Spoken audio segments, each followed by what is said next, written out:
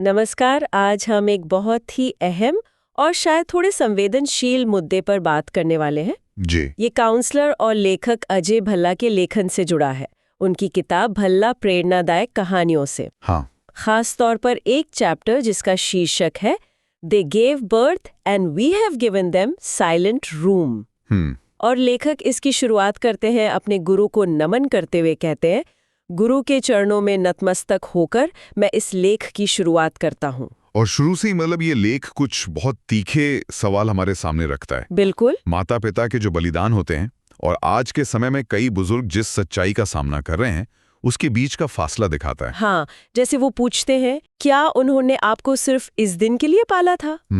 क्या उन्होंने अपने सपने इसीलिए कुचल दिए ताकि आप बाद में उन्हें नजरअंदाज कर सके? ये सवाल सच में सोचने पर मजबूर करते हैं। बिल्कुल, और ये एक कड़वी हकीकत की तरफ इशारा भी है। हाँ, लेखक आगे ये भी कहते हैं कि दुखद है पर ये सच है कि ऐसे बच्चे जो सच में प्यार और इज्जत से माँ बाप का ख्याल रखें वो अब कम होते जा रहे हैं। जैसे विलुप्त हो रहे हो, ये शब्द इस्तेमाल किया उन्होंने। हाँ बिल्कुल। और विडंबना देखिए कि जिन माँ बाप ने जन्म दिया, जन्मदिन मनाए, बच्चों की हर मुस्कान के लिए पता नहीं क्या क्या किया। रातें जागना, डॉक्टर के यहाँ भागना, स्कूल कॉलेज के चक्कर, धूप में खड़े होकर बच्चों को लाना, हर आराम देना, और फिर बाद में खासकर जैसे शादी के बाद बच्चे कह देते हैं, हाँ कह देते हैं इसमें क्या नया किया, ये तो सब माँ बाप करते हैं। और ये बात ये माँ बाप का दिल तोड़ देती है। बिल्कुल सही कहा। और ये सिर्फ मतलब भावनात्मक दूरी ही नहीं है, कई बार तो ये भी देखने में आता है कि जिन माँ बाप ने अपनी जिंदगी भर की कमाई बच्चों को दे दी, हाँ, वो आपको वृद्धाश्रम में मिलते हैं। बहुत दुखद है ये। जी।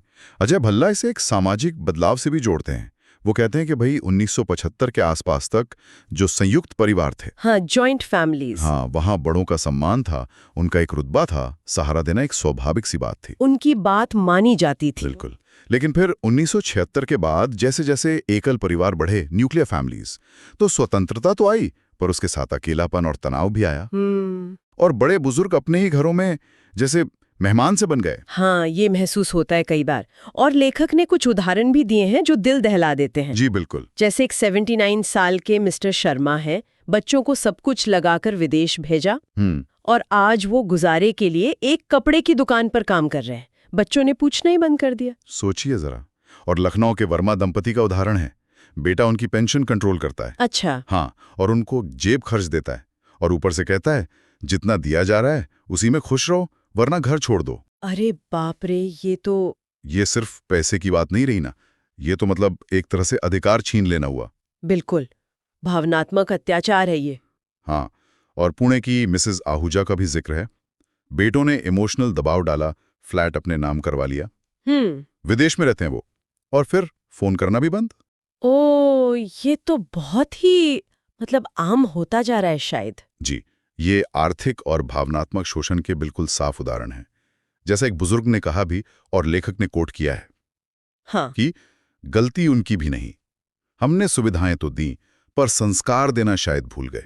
पर कर्म अपना पता कभी नहीं भूलता। मैं दुखी नहीं हूं पर पछता रहा हूं। ये बहुत गहरी बात है, पछतावा। और वो वृद्धाश्रम में मिली एक माँ की खामोशी का भी जिक्र है, उनके आंसू। हाँ, वो मौन दर्द, वो शायद शब्दों से ज्यादा कह जाता है। तो फिर इस गहरी पीड़ा से, इस पछतावे से गुजर रहे बुजुर्गों के लिए क्या कोई रास्ता है, कोई उम्मीद? देखिए, लेखक एक समाधान की ओर इशारा करते हैं। वो मानते हैं कि ऐसे जो मानसिक आघात हैं, जो ट्रॉमा है, जी, उससे गुजर रहे बुजुर्गों के लिए शायद एक ही रास्ता बचता है, ध्यान। हाँ, लेकिन वो कहते हैं कि ये किसी योग्य जीवित गुरु के मार्गदर्शन में होना चाहिए। वही शायद इस पीड़ा से उभरने में मदद कर सकता है। अच्छा। और यहीं पे वो अंतिम सत्य वाली बात लाते हैं, द फाइनल ट्रूथ। अंतिम सत्य, ये क्या है? ये मूल रूप से कर्म का सिद्धांत है, कर्म का नियम। अच्छा, कर्म। हाँ, लेखक इसे बहुत साफ शब्दों में कहते हैं। वो लिखते हैं, आप आज अपने माता पिता को नजरअंदाज कर सकते हैं, उनके फोन काट सकते हैं, उनकी भावनाओं का मजाक उड़ा सकते हैं, उन्हें बोझ समझ सकते हैं, लेकिन एक शाश्वत नियम याद रखें। क्या? कर्म कभी भूलता नहीं, कर्म कभी माफ नहीं करता, कर्म कभी अपना पता नहीं खोता।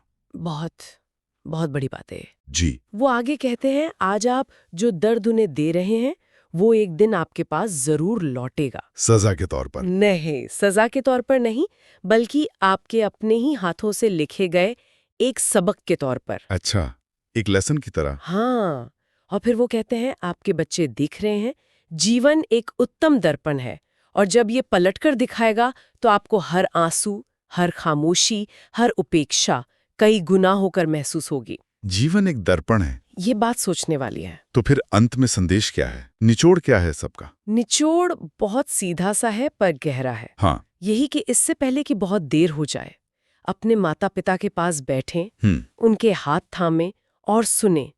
कानों से नहीं, अपनी आत्मा से सुने। आत्मा से सुने। हाँ, उन्हें सिर्फ आपका समय चाहिए और कुछ नहीं। समय। क्योंकि जब वो चले जाएंगे तो पीछे सिर्फ एक गूंजती हुई खामोशी रह जाएगी। और वो खामोशी? वो खामोशी हमेशा गूंजती रहती है, हमेशा। छोड़ जाता है हमारे लिए।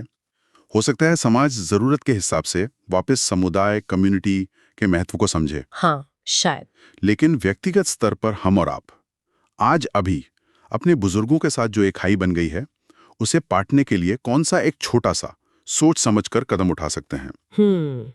एक छोटा कदम। हाँ, ताकि वो जो जीवन के दर्पण वाली बात है, उसमें हमारा अक्स, हमारा प्रतिबिंब बदल सके, इससे पहले कि वो खामोशी हमेशा के लिए बस जाए। ये वाकई सोचने का विषय है हर किसी के लिए। जी। अजय भल्ला जी अपने लेखन का श्रेय हमेशा की तरह अपने गुरु को देते हैं। वो अंत में लिखते हैं, जो कुछ भी लिखता हूँ वो मेरे गुरु की असीम कृपा है। इसमें केवल एक यंत्र मात्र हूँ, यंत्री मेरे गुरु हैं। नमस्कार, जय हिंद, फिर मिलेंगे।